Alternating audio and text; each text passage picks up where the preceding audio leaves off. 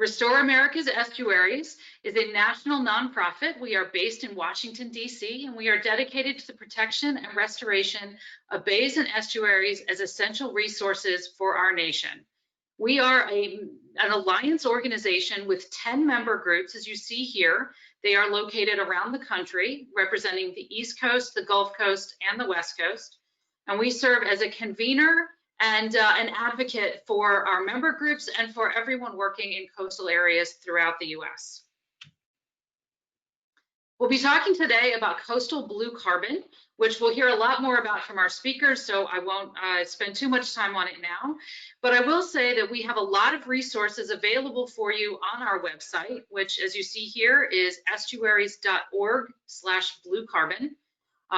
You can find there lots of resources, recordings of previous webinars, and if you are interested in joining our monthly e-newsletter, the Blue Carbon Buzz, you can sign up at the website or get in touch with me directly, Hillary Stevens, hstevens@estuaries.org. Let me introduce our speakers here today. We have quite a cast, and I'm very, very excited to have everyone here today.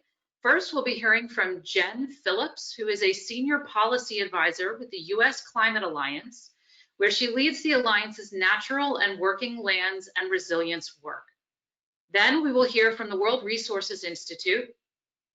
Haley Leslie Bowl supports WRI's work on natural carbon removal, which includes work on state-level greenhouse gas inventories in partnership with the U.S. Climate Alliance. Alex Rudy is an associate with WRI's U.S. Climate Initiative.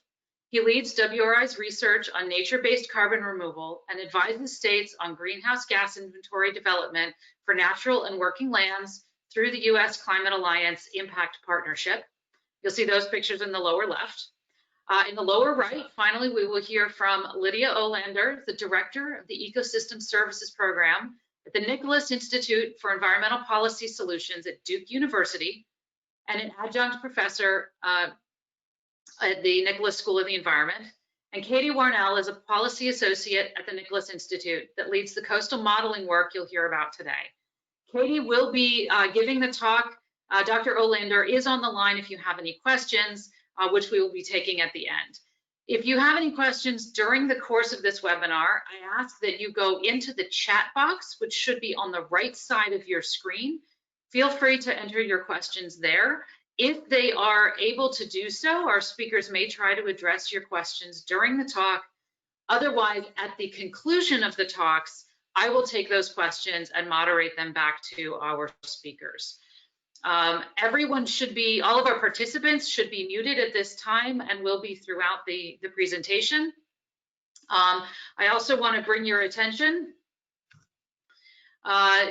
As I said, if you want to sign up for the Blue Carbon Buzz, you see information at the URL there. I also want to bring your attention to our next upcoming Blue Carbon webinar, which will be on December 10th.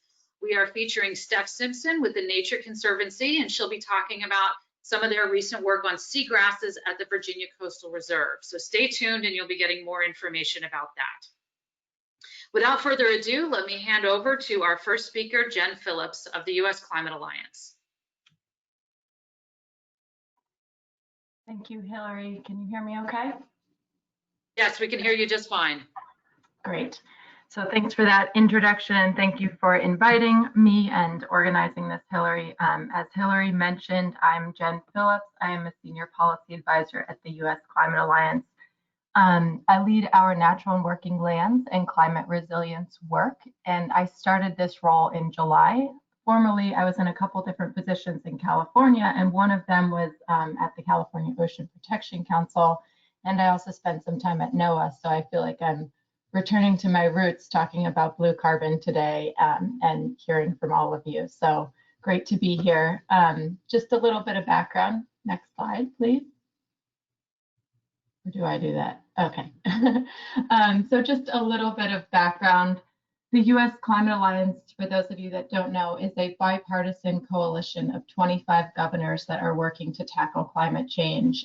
Our governors are committed to reducing greenhouse gas emissions consistent with Paris So this means reducing greenhouse gases by at least 26 to 28% below 2005 levels by 2025. When our governors or our states join at the Alliance, they commit to doing this and also tracking and reporting their progress and thinking about any possible ways to really accelerate and explore new and existing policies. This coalition is really led by the states. It was founded initially by California, Washington, and New York in 2017 after President Trump announced his intent to withdraw the US from the Paris Agreement. And the states get a lot of benefit out of it because it's this direct state-to-state discussion and cooperation. Next slide, please. So this is just to show how, how significant our footprint is with 25 states. And the 25 states we have, we make up 55% of the US population, 60% of our national GDP, and currently about 40% of emissions. So it's a big footprint we have here. So next slide. There's a couple different things we do. So again, I'm staff to the US Climate Alliance, so I'm supporting our states in achieving their goals, but we help our states really speak with a unified voice. So there's a lot we do to sort of build consensus and, get to strong statements on behalf of the US Climate Alliance and issue those statements against major policies, federal rollbacks, whatever it may be. So that's really impactful to have a big announcement come from these 25 bipartisan states. Next slide.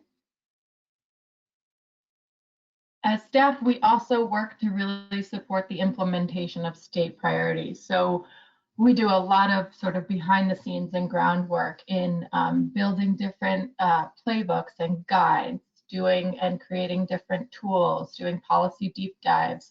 You'll hear about one of our from one of our grantees today, but we have a lot of different ways in which we provide project grants or technical assistance. You'll also hear from one of our partners today, WRI, and we really rely on strong partnerships and coming together regularly through different convenings or workshops. We also put together sort of the best and model policy examples for different states as they're wading into different sectors across climate change.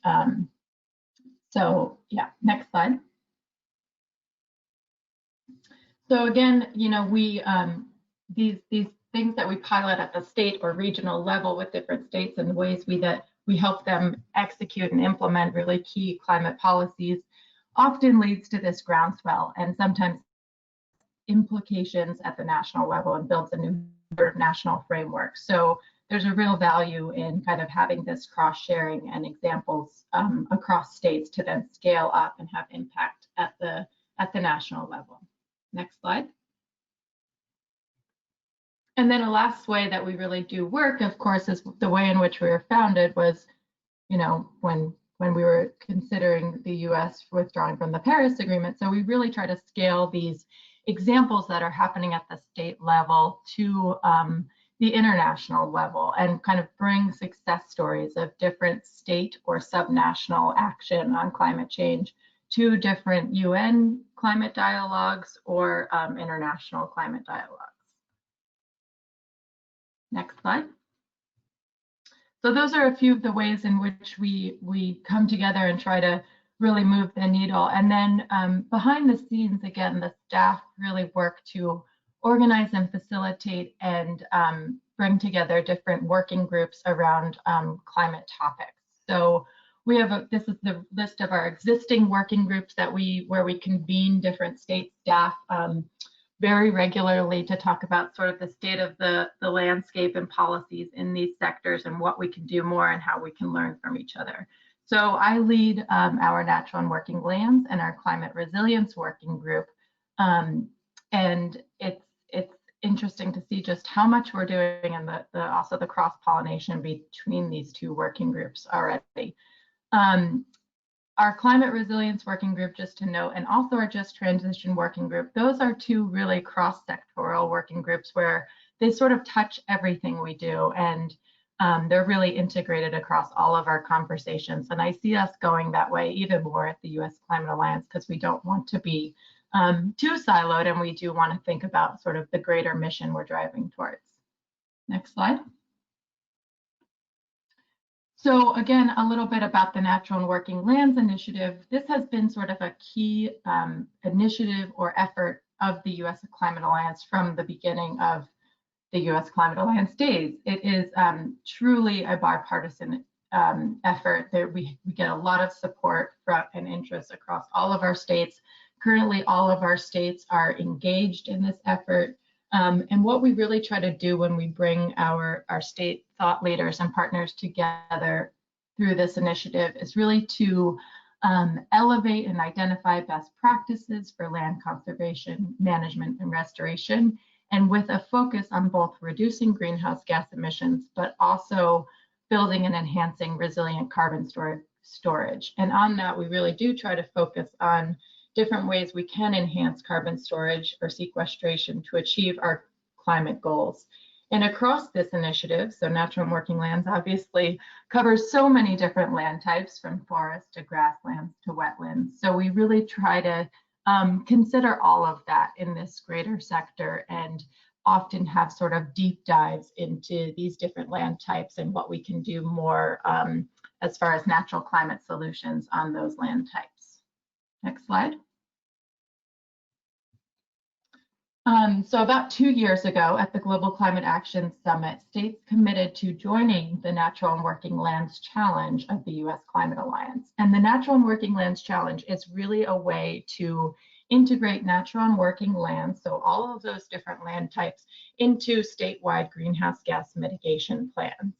This challenge is sort of a list of very high-level objectives that we're hoping states sort of commit to and drive towards as they're part of the U.S. Climate Alliance. So we ask states to really think about how they can improve their inventory methods for land-based carbon flux. We ask them to really identify best practices and advance programs to both reduce emissions and increase carbon storage.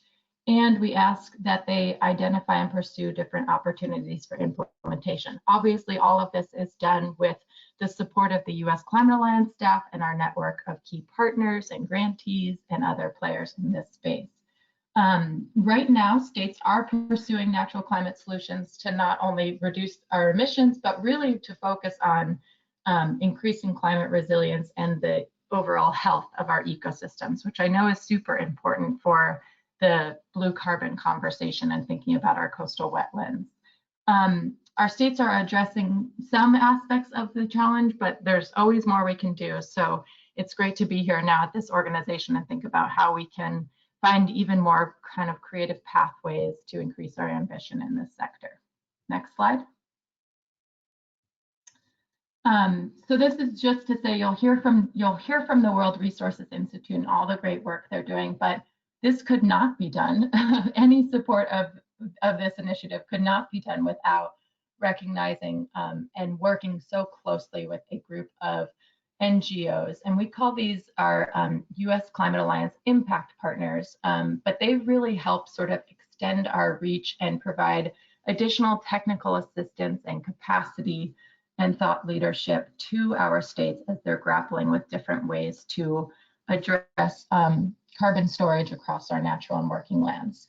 So they provide a lot of technical support, as I mentioned, and they include, representatives across many of the different land types, from ag to forest and grasslands and more. Specifically, and you'll hear from Haley and Alex, but WRI has been doing a ton of work to really help states figure out ways in which they can improve their greenhouse gas inventory for natural and working lands, and think about minor tweaks or improvements that can be made in the very near term. So again, just to say that, it's so beneficial to have a network of partners to really lean on when we get different state questions or challenges fielded or sent our way. Next slide. And I'll just go back to what I talked about at the beginning. So a big thing we try to do is really support the implementation of state priorities.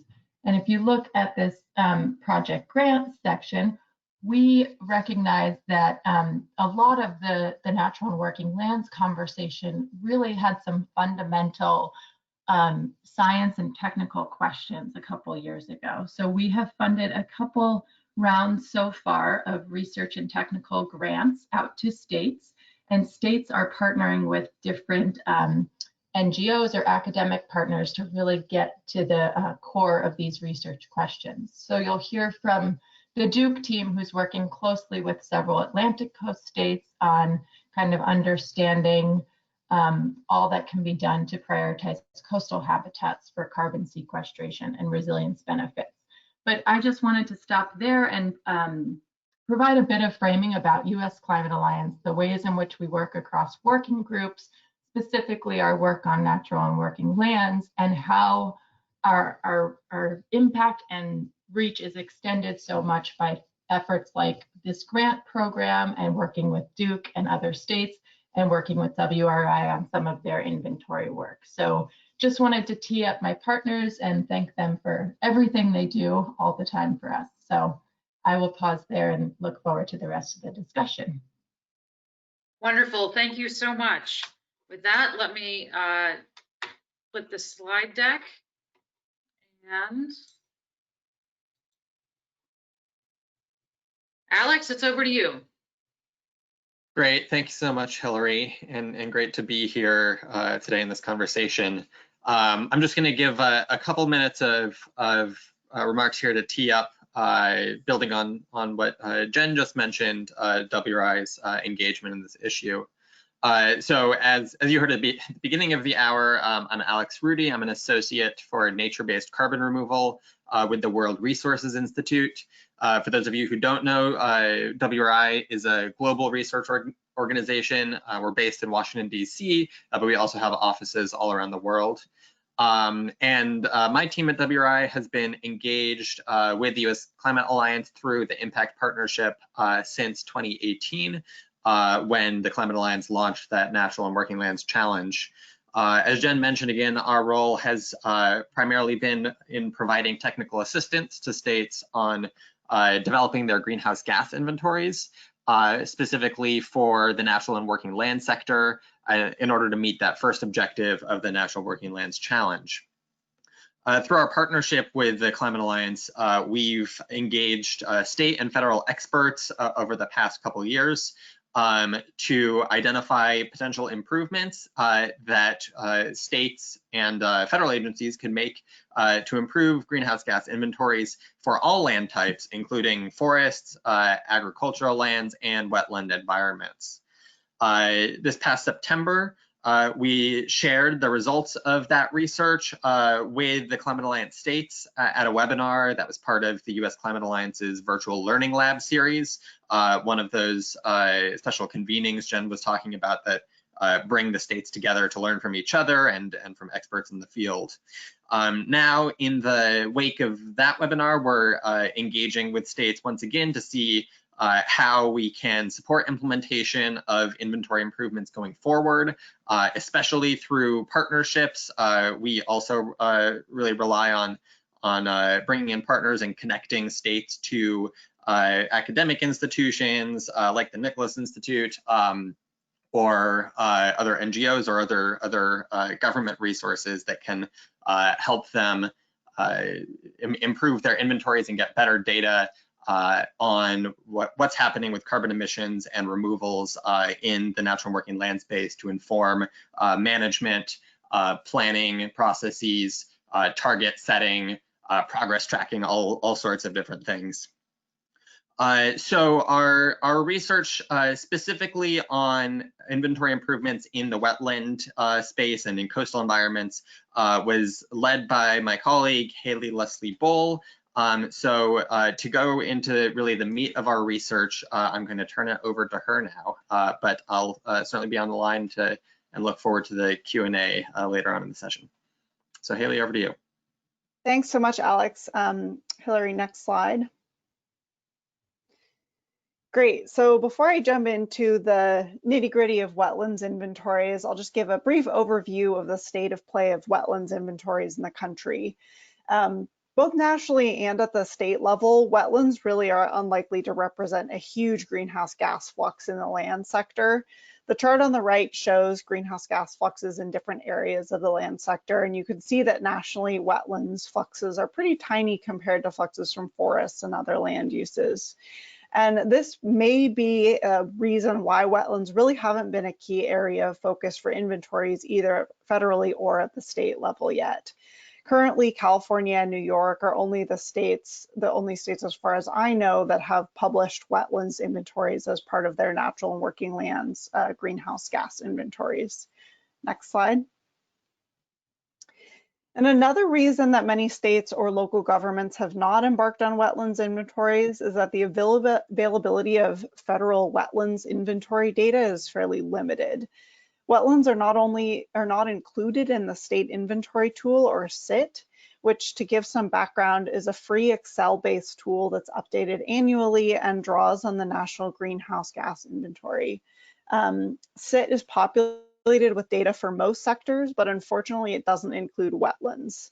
And about half of the states in the country currently use SIT for wetlands and for inventories, but states solely using SIT will not be able to include wetlands in their land sector inventories because they're excluded from SIT.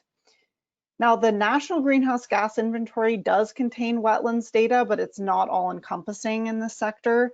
It includes peatlands and coastal wetlands, but it excludes all other types of terrestrial wetlands and does not include seagrass beds. It's also worth mentioning in terms of limitations that the margins of error for wetlands greenhouse gas fluxes in the National Greenhouse Gas Inventory is fairly high. They're as high as 38% for coastal wetlands, and they may be even higher for peatlands. And these fairly large error bars are due both to a lack of data in some areas and uncertainty baked into the data sources that they draw from. And then the final potential pitfall of the National Greenhouse Gas Inventory is that the data is not disaggregated at the state level. So states won't necessarily be able to use that data for a wetlands inventory. Next slide.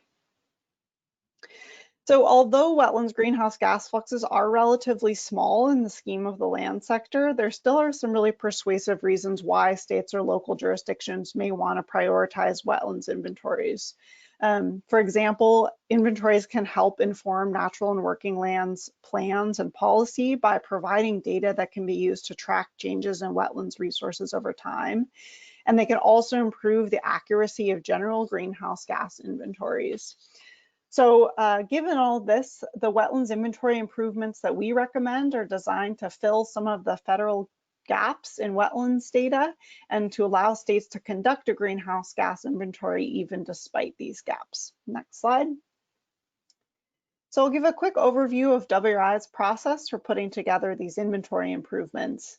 To start, we looked at the basic or default methodology states can use for greenhouse gas inventories, which for most sectors is to use the state inventory tool, or SIT, but as I mentioned, wetlands are not included in SIT. So secondly, we looked at basic inventory improvements that states could undertake using existing tools and data sets available at the federal level. And finally, we made recommendations for additional improvements that may be a bit more resource intensive, but would fill gaps in federal data and would allow states or local governments to create more granular and regionally specific wetlands inventories. So now I will jump into greater detail on each of these improvements. Next slide. Great. So to remedy some of the gaps in SIT and in the National Greenhouse Gas Inventory that I just discussed, states or local governments could draw from a few different data sources to create a decent first level approximation of wetlands greenhouse gas fluxes. So this basic improvement would entail two steps. Firstly, states could draw on other publicly available federal spatial data sets to assess wetlands type and extent. And secondly, they could apply existing greenhouse gas emissions and removal factors to the spatial data. Next slide. Great, so let's dive a bit more deeply into spatial data sets managed by federal agencies that could be used to assemble localized wetland spatial data.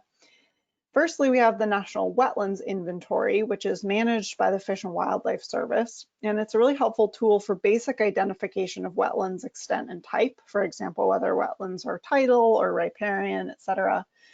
Probably the biggest limitation is that the base maps for the National Wetlands Inventory are largely from the 70s and 80s and are only updated at a rate of about 2% per year. So you can see in the map on the right, all of the peach color is a base map that comes from the 1980s. So it's a fairly old data set there.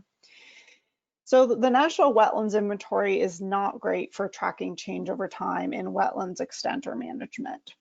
So we also have the Coastal Change Analysis Program, or CCAP, which is managed by NOAA and provides high-resolution spatial data on coastal land cover and land use, including wetlands. And CCAP identifies wetlands type and change and extent over time. CCAP uses the USGS National Land Cover data set as well as other remote sensing data, and it's extremely useful for assessing wetlands location, type, and management. One possible limitation to CCAP is that it's only available for coastal counties. So that's fine if you're trying to conduct wetlands inventories for tidal wetlands, but will be insufficient potentially if a state is trying to conduct a statewide greenhouse gas inventory. Next slide. So a state could take spatial data from the sources I just discussed and apply wetlands greenhouse gas emissions and sequestration factors from existing publications such as these two. The second State of the Carbon Cycle Report, or SOCR 2, has a chapter on tidal wetlands and a chapter on terrestrial wetlands. And within each chapter, they've compiled some emissions and sequestration factors from a number of studies across North America.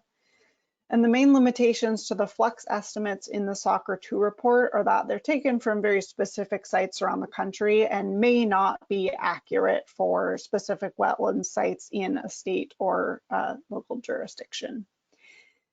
Then we have the IPCC Wetlands Supplement, and the supplement offers detailed methodology for calculating greenhouse gas fluxes in wetlands. This methodology underlies wetlands flux estimates in the National Greenhouse Gas Inventory. And while the Wetlands Supplement does provide some emissions and removal factors, one complicating issue is that it also requires significant data on wetlands extent, wetland soil type, and vegetation cover, which many states may not have readily available. So if a state or local jurisdiction were to implement this basic improvement, they could use the National Wetlands Inventory or CCAP for spatial data, and then use flux estimates from the SOCR 2 report or the Wetlands Supplement to develop a basic state level wetlands inventory. And just to give you a little touch point in a case study, the state of New York actually used this exact two-step process that I just described. They worked with a contractor and Forest Service experts who used the National Wetlands Inventory for spatial data and then used flux estimates from the State of the Carbon Cycle report to assemble a state wetlands inventory. And this really allowed them to include more precise estimations of wetlands greenhouse gas fluxes in their general natural and working lands inventory. Next slide.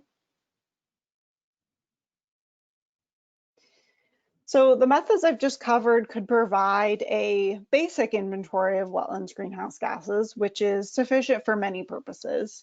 Some states, however, may want to go above and beyond this for a number of reasons. For example, they may want to reduce the uncertainty in flux estimates from the sources that I mentioned previously. They may also want to enhance spatial data resolution beyond what's offered in the wetlands inventory, or have high resolution data for counties that are not covered by CCAP. And they may also be interested in tracking changes in wetlands and they might want spatial data that's more timely and up to date than the data that's offered by CCAP or the National Wetlands Inventory. Next slide. So to fill gaps in wetlands federal spatial data, states could integrate two additional improvements. Firstly, they could incorporate other pre-existing spatial data and remote sensing data or collect their own. And secondly, they could conduct targeted field studies to assemble regionally specific estimates of greenhouse gas fluxes for different types of local wetlands. So for example, many states already have relatively up-to-date LiDAR data sets from other projects that could be pieced together to create an up-to-date wetlands-based map. And states could also use data from the National Soil Survey maps that could be layered on top of other maps to better identify wetlands types. And then they could conduct field studies to offer more ground truthed flux measurements to apply to this updated spatial data. Next slide. So these different tiers of inventory improvements offer a lot of opportunity to fill in gaps in wetlands data that exists at the federal level. It's worth noting, however, that federal action in the form of including wetlands in SIT and creating a more easily accessible and more readily updated wetlands spatial data set that encompasses the entirety of the country would certainly lift all boats, as they say. So I know that that's quite a bit of information, so I look forward to answering any questions that anyone has in the chat box. Thank you. And I'll hand it over to Katie.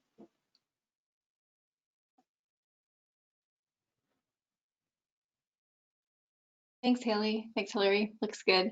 Hi, everyone. My name is Katie Warnell. I'm a policy associate in the Ecosystem Services program at the Nicholas Institute. And Lydia Olander, who leads the Ecosystem Services program, is also on the line for the discussion part of this webinar. So today I'm going to be telling you about some work we've been doing on coastal protection and blue carbon mapping. And this is one of the projects that Jen mentioned earlier that was funded through the U.S. Climate Alliance. Next slide. So we worked on this project with 6 mid-Atlantic states, ranging from North Carolina up through New York. And our overall goal was to provide spatial information for the states about how their coastal habitats both enhance protection of coastal areas and provide carbon storage and sequestration in order to inform their coastal and climate mitigation planning. More specifically for blue carbon, we wanted to examine the effect of sea level rise on how blue carbon habitats will be able to store and sequester carbon going forward. And we also wanted to identify key gaps in data that's currently available and research questions that are related to these analyses. We brought together existing data sets and research that have been done about these 2 coastal ecosystem services by other researchers, so we did not collect any new data. We adapted 2 INVEST models that are put out by the National Capital Project, one for coastal vulnerability and one for coastal blue carbon. And we also developed a simple spatial model of how coastal marshes change with sea level rise, which I'll tell you more about in a minute. Next slide. So first, just a few notes about our coastal protection mapping. So there's a variety of coastal habitats that help to protect nearby shorelines from waves and erosion. These are everything from marshes to oyster beds. And we use the INVEST coastal vulnerability model, as I mentioned. And this model really integrates information about a variety of factors, which are listed in this blue arrow, that influence how exposed to different coastal hazards parts of the shoreline are. So it generates this relative index called the Coastal Exposure Index, and parts of the shoreline that score really high in the index are more likely to be damaged by hazards like coastal storms and erosion. Next slide. And the model runs both with coastal habitats as they currently are, and then with all of those coastal habitats removed. And when we look at the difference between the Coastal Exposure Index calculated with the habitats and without the habitats, it helps us see what parts of the coastline are really well protected by those habitats. These are places that have a big difference in score when you remove the habitat. So for example, this map of North Carolina, all of the colored areas are places that do have significant habitat protection, and the different colors are indicating how exposed they are to coastal hazards. So the habitats that are near these areas, especially the ones that are showing up in red here, are places that are really benefiting a lot from having habitats nearby that are helping to provide protection. Next slide.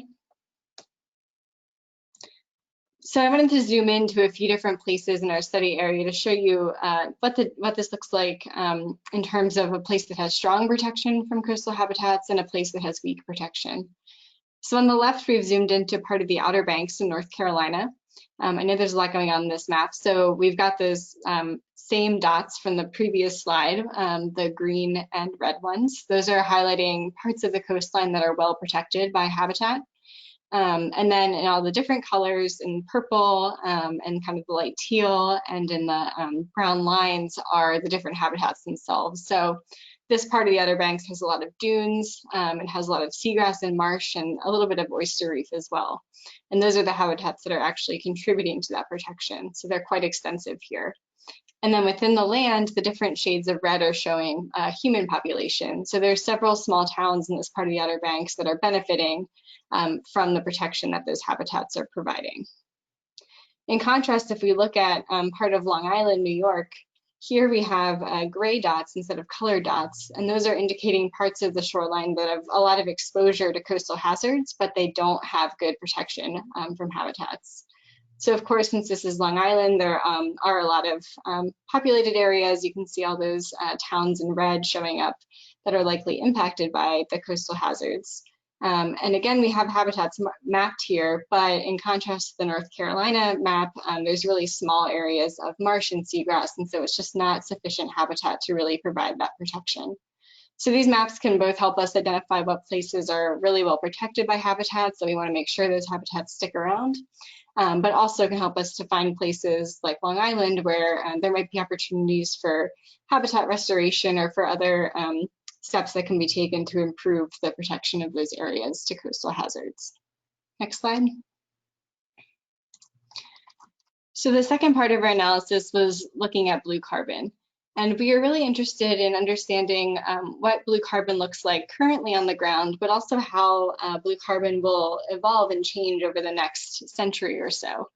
Because as I'm sure a lot of you have thought about, sea level rise is occurring throughout the study area, and it's something that has a really strong impact on especially coastal marshes, and therefore on their ability to continue to store carbon into the future.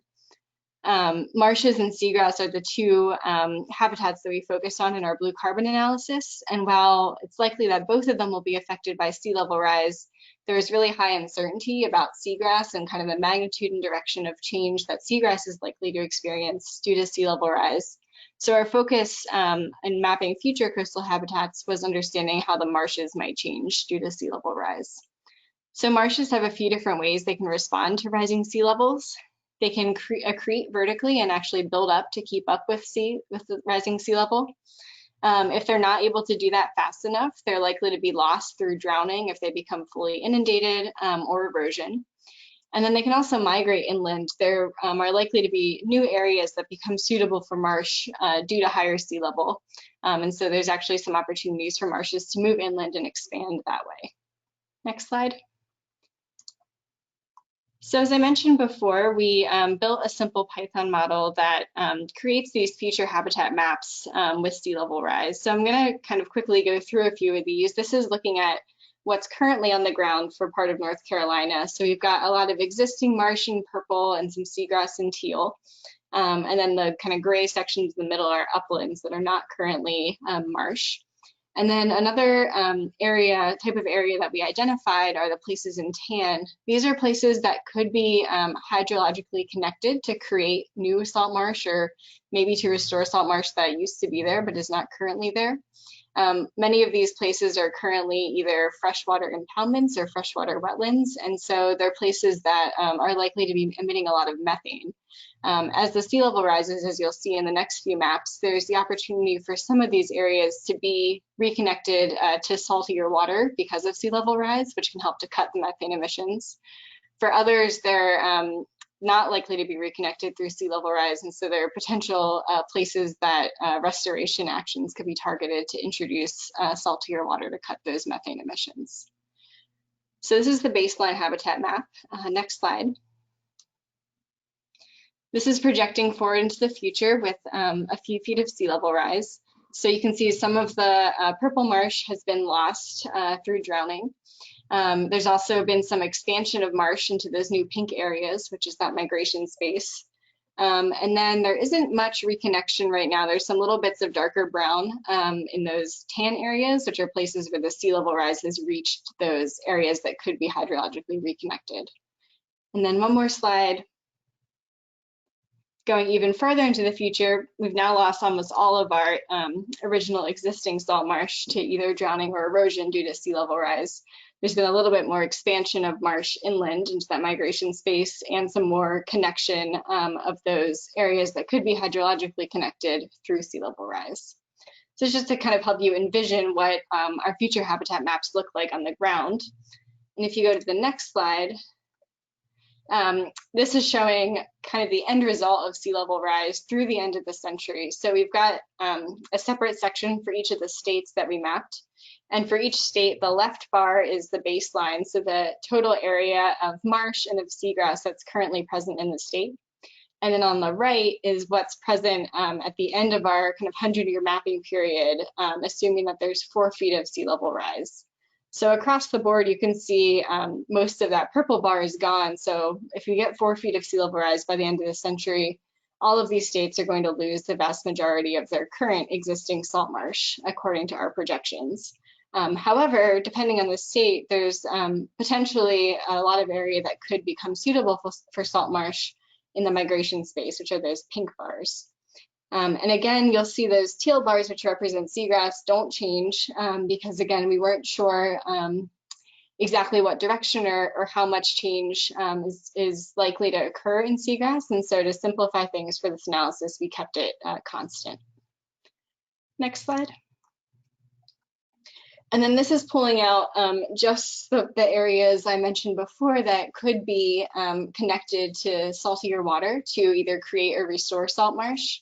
So again, we have what's present at the baseline year, and then what's likely to still be potential for restoration at the end of the 100 years is in the lighter tan. And then below the 0 line in the dark brown are areas that are likely to be reconnected due to sea level rise by the end of the century. So for all the states, there's a little bit of connection that's likely to happen due to sea level rise, but still quite a lot of opportunity for potential restoration projects to connect these areas and cut their methane emissions. Next slide. So the second part of this analysis was to connect those projected changes in habitat to what that means for carbon fluxes. So there's a few different ways that habitats, these coastal blue carbon habitats and the changes that occur in them can translate into carbon fluxes. So when we have marshes that are persisting into the future, as long as they remain marshes, they're continuing to sequester carbon, primarily in their soils. When those marshes are lost through either drowning or erosion, they're going to emit some portion of their carbon that's currently stored. We don't know exactly what proportion of that carbon will be emitted. For our analysis, we ran the model a few times and we varied our assumptions here to range from 25% emission to 50%. And then when marshes are migrating into new areas, we're assuming that, once they migrate and begin functioning as marshes, they will begin to sequester carbon just like the natural marshes. And one thing you can see in the dotted arrow here that we don't currently have in our calculations is thinking about what was previously in those migration areas. So some places it's things like agricultural fields that maybe aren't storing much carbon currently, but other places it's things like forests, and those habitats, are currently storing carbon both in the biomass and the soil. And we aren't sure what happens to that carbon as the transition occurs. The trees are likely dying due to the influx of salt water, which could have implications for some of that carbon being emitted. So that's something that we're still looking into. Next slide. So I wanted to quickly give you a little bit of a time series to show what these carbon dynamics look like in relation to the different changes in habitats. So this graph is showing changes in habitats and in carbon stock in blue carbon habitats for North Carolina for that intermediate sea level rise. So the solid lines here are different types of habitats. They match the colors you've been looking at in maps. So the purple line that is declining over time is the marshes that are currently on the ground being lost. And the blue line that's going up is those same marshes that are either drowning or eroding. The pink line is the migration space marsh, and then the teal line that doesn't change at all is the seagrass area. And then the black dashed line is carbon stock in those marshes. So I see, when I look at this, this graph, I see kind of 3 different phases that are occurring over the next century. So during the first 30 or 40 years of the century, there's a lot of new marsh in the migration space in North Carolina. So even though there's some marsh that's being lost due to drowning with sea level rise, there's still quite rapid carbon accumulation that's happening. You can see through that carbon stock line going up over this time period. Next slide. And then as we get into the middle and the second half of the century, the existing marsh continues to be lost, and then we also start to lose some of the marsh and migration space. So, and this is, it's going to vary based on which state you're looking at, but for North Carolina, there's a lot of migration space available at lower sea level rise elevations, but as it gets higher, you get out of the really flat coastal plain area, and so there's not as much land available for marsh in that migration space. So as we start to lose some of that marsh as well, our carbon accumulation is slower, and there's actually even some net carbon emissions eventually. You can see as that carbon stock line is dipping back down. Next slide. And then through the end of the century, almost all of the existing marsh that's currently on the ground has been lost at this point. There's still, some new marsh that's in the migration space, and so that continues to accumulate carbon, but that carbon accumulation is happening at a slower rate than during that first phase when there was a lot of new migration space marsh that was helping to accumulate carbon. Next slide. So this is summarizing the net blue carbon flux in each of our states. And what we did as a point of comparison is we first totaled up the total amount of carbon that we'd expect to accumulate in our blue carbon habitats through the end of the century if there were no changes due to sea level rise. So that's the higher bar for each of the states, is assuming that all the marshes and all the seagrass that are currently on the ground just persist through the end of the century and continue to accumulate carbon, and they don't emit any. When we look at the sea level rise scenario, which is the right bar for each of the states, you can see that there's still some carbon sequestration happening. That's the bar that goes above the 0 line. And in a lot of cases for these states, that's mainly happening now in the migration space marsh, since they've lost so much of their original marsh. And then below the line is the carbon emissions that are happening from the marsh that's lost. And so that offsets some of the carbon accumulation that's happening in the remaining habitat or the new habitat. So across the board, the states have lower potential for carbon accumulation in their blue carbon habitats under sea level rise than they would if sea level rise were not occurring. And in some of the states like Delaware and Virginia, they're predicted to actually become net sources of greenhouse gas emissions from their blue carbon habitats rather than net sinks like they currently are due to sea level rise. Next slide. So just a few key results that we see, things that are kind of useful to pull out from these results for our states. So the first is to identify opportunities where states can act to reduce methane emissions by connecting these impounded freshwater coastal water bodies to saltier waterways. Next slide. The states can also use the future coastal habitat projections to understand the vulnerability of their coastal marshes to sea level rise. There's a subset of the marshes shown in blue here that are really highly vulnerable, are likely to be lost to sea level rise in the short term before mid-century. There's another set of marshes shown here in yellow that are vulnerable, but there may be steps that states or other agencies and organizations could take to help improve the resilience to sea level rise. And then there's another set of marshes shown here in purple, which are more likely to survive at least through the end of the century unless there's really extreme sea level rise. So these future habitat projections are just helpful for thinking about where you might want to target action to those more vulnerable marshes. Next slide. And then finally, when we look at the migration space, as you can see in the future habitat maps and graphs, those migration spaces are really key, especially in states like North Carolina, for preserving the coastal marsh area.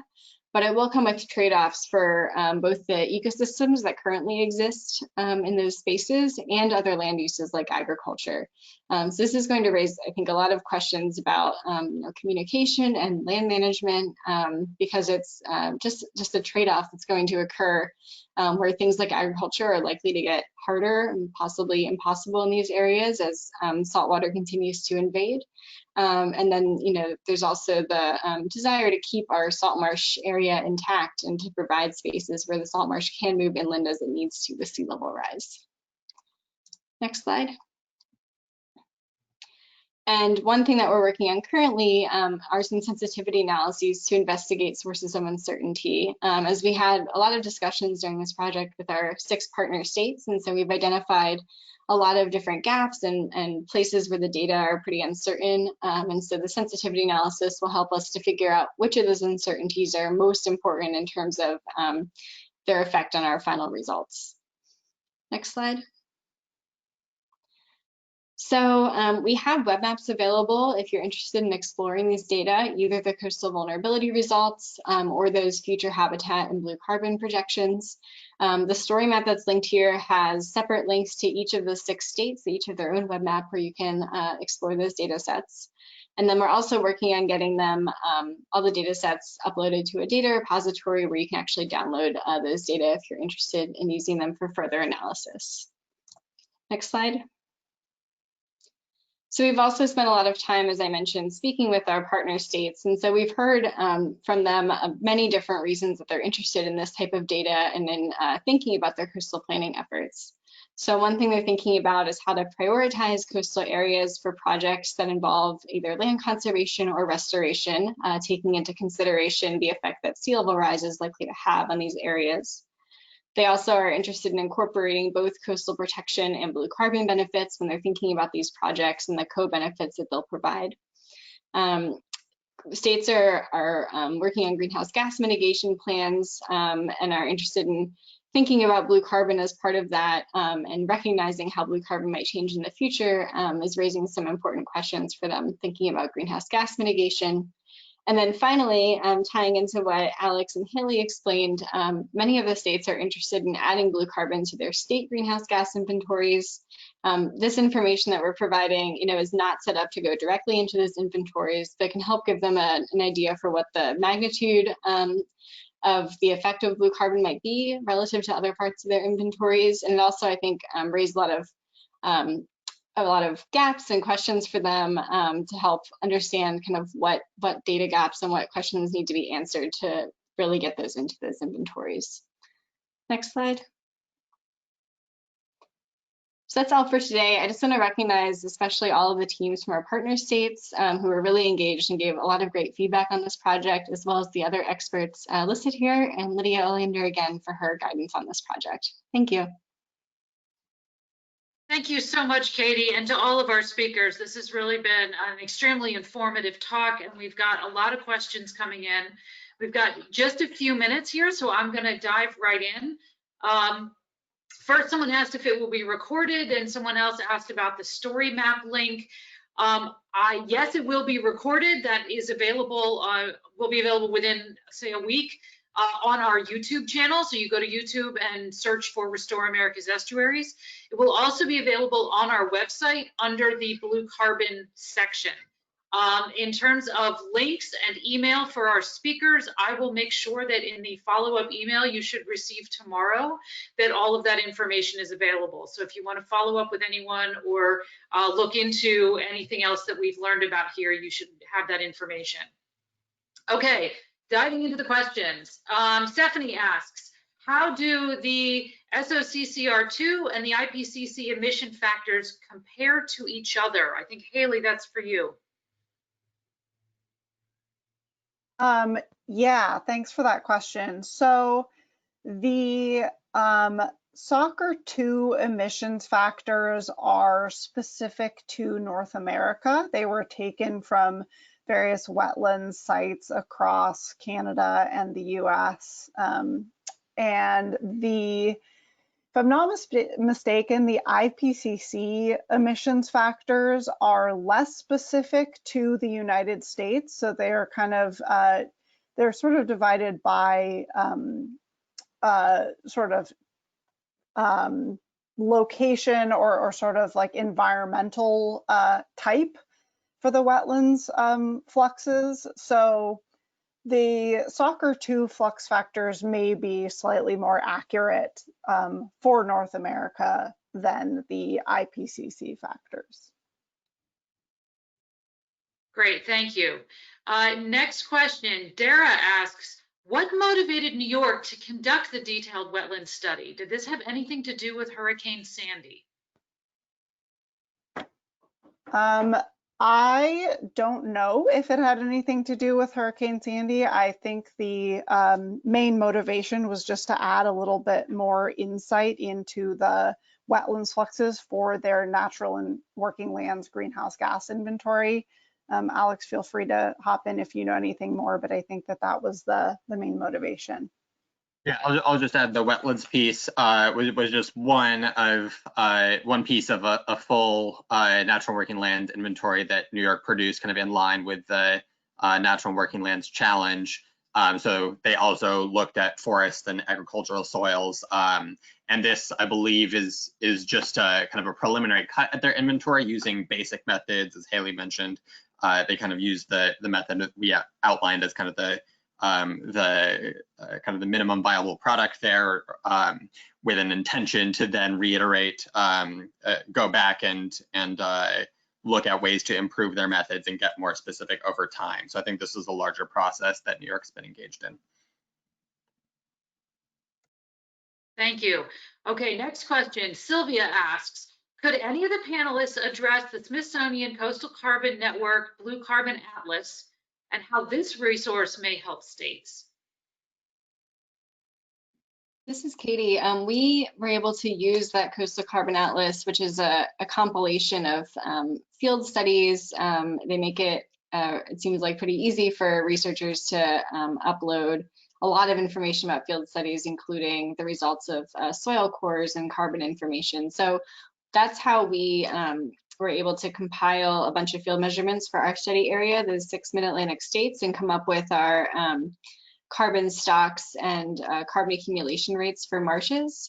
Currently, it's a relatively new and I would say still evolving resource. So it currently doesn't have many entries for seagrass sediment carbon.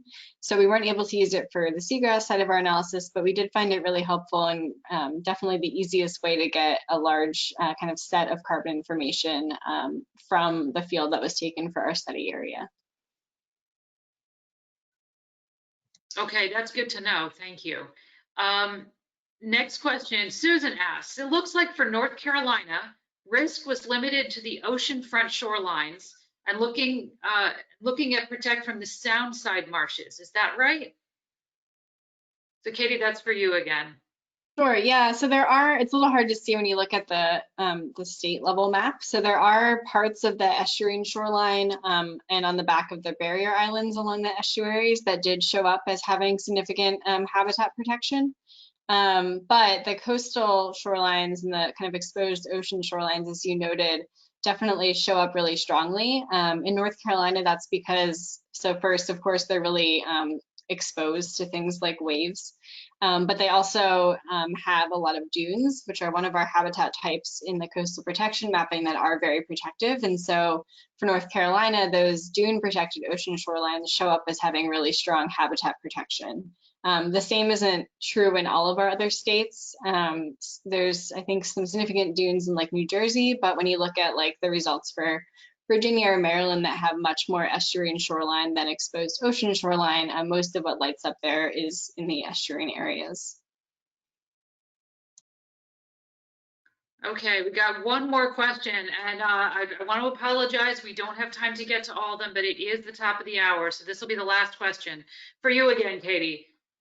It seems like certain assumptions were made about the type of marsh vegetation that comes into new migration zones and does not attempt to evaluate whether vegetation types will create similar below ground biomass as existing native grasses.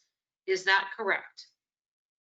Yes, that's true. So both for our assessment of the current blue carbon on the ground and for thinking about migration space, we were not able to differentiate between different vegetation types, and we just didn't have the data for that.